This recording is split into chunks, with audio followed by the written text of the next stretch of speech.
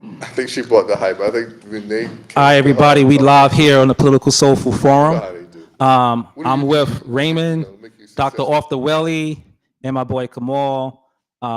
We got a group of black men here. We're talking about the 2024 election and racism in America. And so I just want each of you to give a quick background, like where you're from, and we'll take it from there. Just let people get to know you all. So let's start off with Raymond. Raymond from Harlem. What else you want? What else you want to know? That's good. It's Raymond from Harlem. We're gonna go to Dr. Welly. Arthur Willie from Harlem. What else you want to know? All right. And we got Kamal in the place to be. Kamal, I'm from Harlem. What else you want to know? Yo. Honestly, I gotta say this. If I want to fit in, I'm from Harlem too. All right. So I want to get into the 2024 election. It's a starting point, but it's not the destination of this conversation. It's the starting point because I think that this allows the entire Black community to get access to the conversation that we have, and then to funnel in our similar experiences to then discuss larger issues. So, I voted for Kamala Harris, and I don't know how any of you voted, but I do know one thing. The response to Kamala Harris's loss was quite interesting in the way that many Black people were troubled. Not all, but many, particularly the youth. Many of them were first-time voters who were confused about what happened. Why is this country selecting someone who's antithetical to what America's stated values are, and also to the progress that many white Americans say that we've made in terms of moving away from racism, sexism, misogyny, all that stuff. And I felt like it'll be very interesting to talk to Black men, to present Black men to our community, given that in many ways we were at the center of Kamala Harris's campaign in terms of the false conception that we were all moving from the Democratic Party to the Republican Party because we either didn't identify Kamala Harris as Black, or because she allegedly arrested thousands upon thousands of Black men. And simply, as Dr. Umar Johnson said, we like Trump because we gravitate to his masculinity, his telling it like it is, and so people are getting different sort of conceptions of what Black men think about when it comes to choosing a person to represent them, or think about politics, all that stuff. So it's kind of convoluted for me and everything. So I'm going to pass it to you all. What do you got to say about the notion that Kamala Harris lost, and it pretty much happened because she failed to appeal to the working class? Let's start off with that. I don't believe that. I believe she fell because white women and Puerto Ricans voted for what they believe. I don't think it was Black people. We're always carrying whoever running democratically. But I mean, that's why she lost. I think they got a little hype.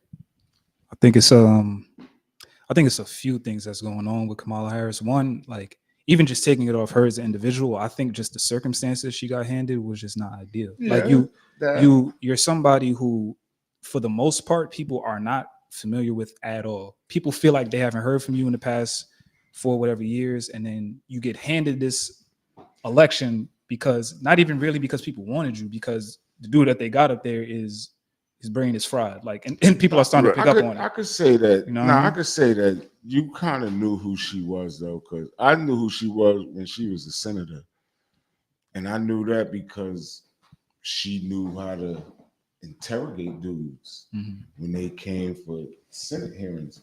Right. So, I mean, I don't get it.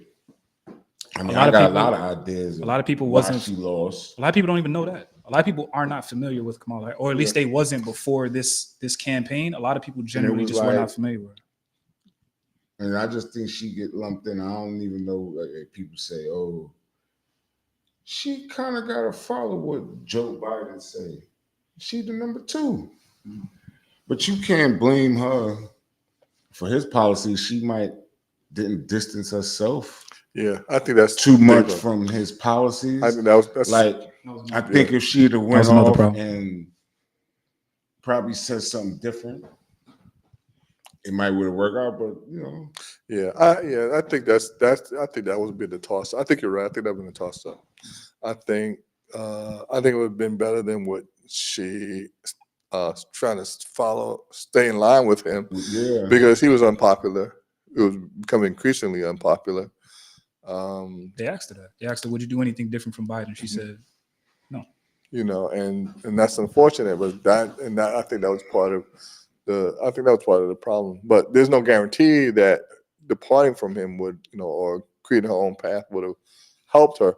But it would have possibly helped her. It would have gave her a chance. This is not my area of expertise, and I don't like to talk about stuff that I don't know a lot about. I didn't know who she was that well. I mean, I knew her name as the vice president, but I didn't really know her as a senator. Right. I don't think most people did. And I had heard about her reputation, and I didn't know how true it was because I never did I didn't look it up. Saying that some people had problems with her because she was a prosecutor and all that, state attorney general. But I don't know how she functioned in that role. When she did her speech at the Democratic convention, it did give me a little bit of insight into her. It gave me a little bit of insight into her motivation, how she functioned, and what she does have a strong ethic, I think. But I also think she has a strong sense of loyalty, which she showed Joe Biden. I think that did sort of hurt her. I think it did hurt her because I think she tried to have it both ways, though. I think she wanted to kind of let people know that she's not totally in line with him, but she didn't want to move too far away. Yeah, she didn't separate, right? To make it look like she still wanted his base to vote for her. Right. And so that was a lie she worked, but she was handed with. I think she was set up personally. When I say set up, in the sense that she was given a situation that was almost impossible for any candidate to pull out, and she did better than most people would. I don't even think she was set up because who else did they have? Well, Joe Manchin had talked about it for a while, and he was a senator from West Virginia. But nobody, backed out. no other Democratic, no other Democrat wanted to run, like in this climate. Yeah, because to be honest, this was a bad climate to run as a Democrat. That's true. Because, like he said, Biden was losing people interest. People didn't want to. All that foreign aid, people wasn't feeling that. Like, it was crazy. But It's not so much of that. It was just that, and then I just think, me personally, I just think this world is not ready for a woman president. They wasn't ready for a white woman president. They definitely not going to be ready for no black woman president. And that just goes. That's just the country. I think you're right in the sense. I think you're right in the sense of white people's perception. Yeah. But I think in terms of, I think she could clearly handle the job.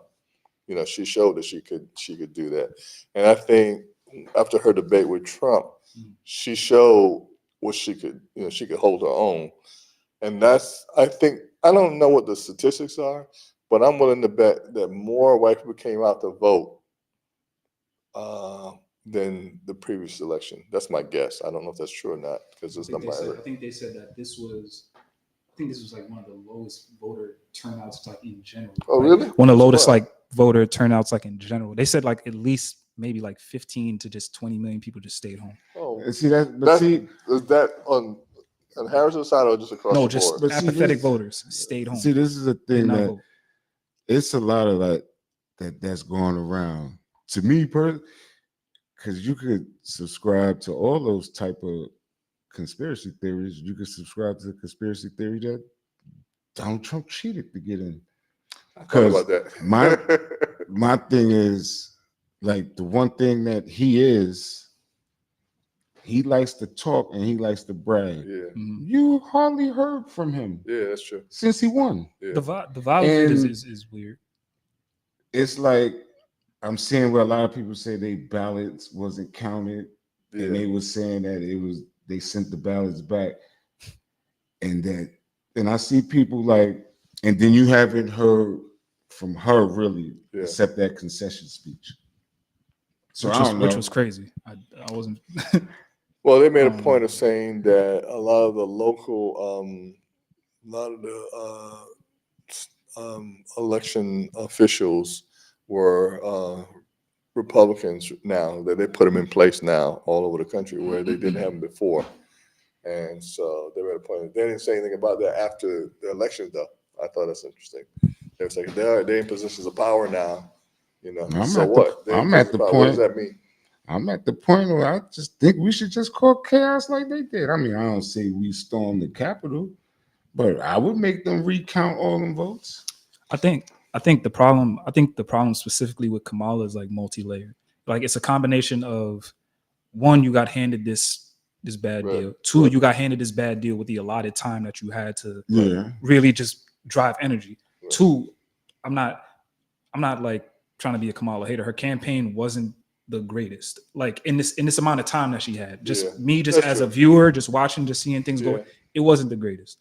And two, I made this point earlier, like she's running on a form of like liberal politics that just does not exist in 2024 anymore. Yeah. And she's it's like this, it's kind of hard to describe. Like she's appealing to like the college educated crowd. Like Yeah, she's that's saying true. policy. She's Yeah. talking to the middle class. Yeah, She's that's doing true. a lot of this like very middle That's of the true. road. That's true. I don't want to Yeah. step on And that's what they toes too say. much Yeah. kind of thing. That's And true. Trump is going up there saying Haitians are eating cats. Yeah. like you from Puerto Rico, like Yeah. it's, Puerto it's Rico, yeah. like you playing two. It's like different kung fu styles. Yeah. And you're just doing the one that just ain't really relevant no more. Right. And I think that's kind of just where I it's falling a little short. I stay saying that, like, they like I don't get, like, it's not like he wasn't president before. Like that's another like, factor of we it too. kind of know what he was. Yeah, but see, the thing is, I think this is one of the things that I always tell people. Like I said, I've been studying racism for 40 years. And one of the things that you learn quickly is that racism is not a rational thought process. At all. You know, people will shoot themselves in the foot. The fact that they voted for Trump a second time, I'm not surprised, you know, because he represents what, you know, when he starts talking about mass, you know, people clapping him about this massive deportation thing. I mean, on the face of it, it doesn't even sound realistic. It's not realistic. It's not realistic. You know? It's not realistic. But people want to believe that, you know, particularly white people. They want to believe that this is, you know, this is the ideal. This is the, you know, this man can do whatever. You I know? don't even think it's white people no more. Yeah. I think it's everybody. Oh, even this. I think it's everybody. Have Like, also said. Because like somebody was making a good point earlier, like a real hot button like topic is the migrant crisis, right? Yeah. And even if you tell people that, like, all right, it's not feasible to literally kick this many people out. It's not feasible to do this, not feasible to do that. What people are just feeling is when I get on the train, I see 1,000 and whatever's going on. Yeah. When I look out the window, when I see this, when I turn on the news, they're Yeah. telling me that all the resources in the shelter, Yeah. like people are just feeling things, You and know they're not what- really operating on. You know no what's real crazy information. about the migrant crisis? I just think all that fabricated anyway, because I do believe a few months ago they had a deal Mhm. to fix the migrant crisis. Oh, they did, yeah. Oh, yeah. And Trump you know killed who Trump. Yeah, Trump That's a told fact. them to stop that's a fact. because he didn't want that solved, because that would it. That's his platform. If he was Part a- of his if- platform. Yeah. It was the so. flame. And then you got Republican governors, they're busting those Yeah. Got Abbott from And- Texas. Yeah.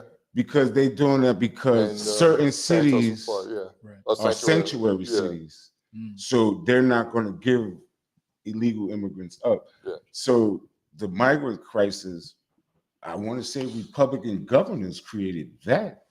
And You ever notice that they bus those migrants to Democratic cities?